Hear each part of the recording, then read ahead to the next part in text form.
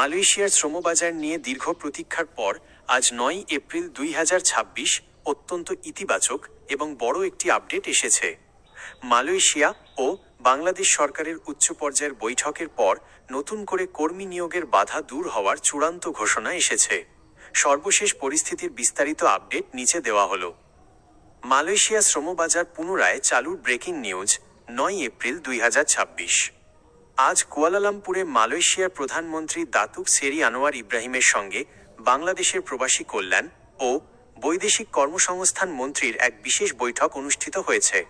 বৈঠকের প্রধান সিদ্ধান্তগুলো হল: দ্রুত নিয়োগ শুরু। মালয়েশিয়া ও বাংলাদেশ সরকার শ্রমবাজার দ্রুত পুনরায় চালু করতে একমত হয়েছে।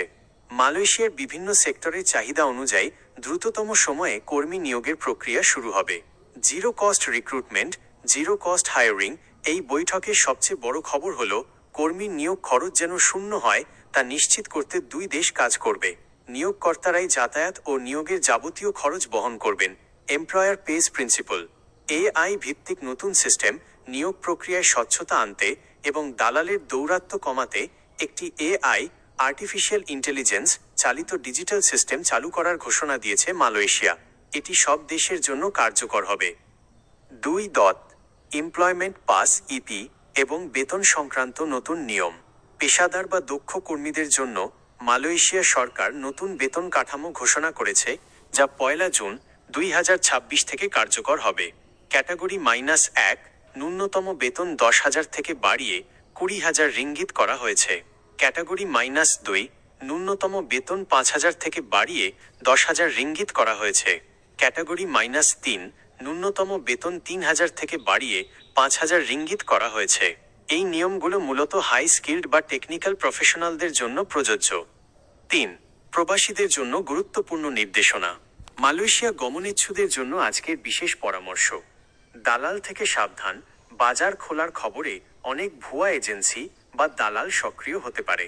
মনে রাখবেন, সরকারি ঘোষণা ছাড়া কাউকে অগ্রিম টাকা দেবেন না। মালয়েশিয়া এবার সরাসরি নিয়োগ, ডাইরেক্ট রিক্রুটমেন্ট এবং খরচ কমানোর ওপর জোর দিচ্ছে। ডকুমেন্ট প্রস্তুত রাখুন। নতুন করে নিয়োগ শুরু হলে বিএমইটি, স্মার্ট কার্ড এবং পাসপোর্ট রিকোয়ারমেন্ট চেক করুন। Medical, FOMEMA। মালয়েশিয়া যাওয়ার আগে অনুমোদিত সেন্টার থেকে স্বাস্থ্য পরীক্ষা বা FOMEMA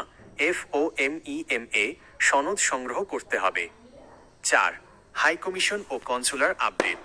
কুয়ালালামপুরে অবস্থিত বাংলাদেশ হাইকমিশন বর্তমানে পাসপোর্ট বিতরণ এবং এনআরপি ডাটাবেস তৈরির কাজ দ্রুততর করেছে। কোনো সমস্যার সম্মুখীন হলে বা পাসপোর্ট সংক্রান্ত তথ্যের জন্য দূতাবাসের অফিসিয়াল ওয়েবসাইট বা ভেরিফাইড ফেসবুক পেজের সাহায্য নিন।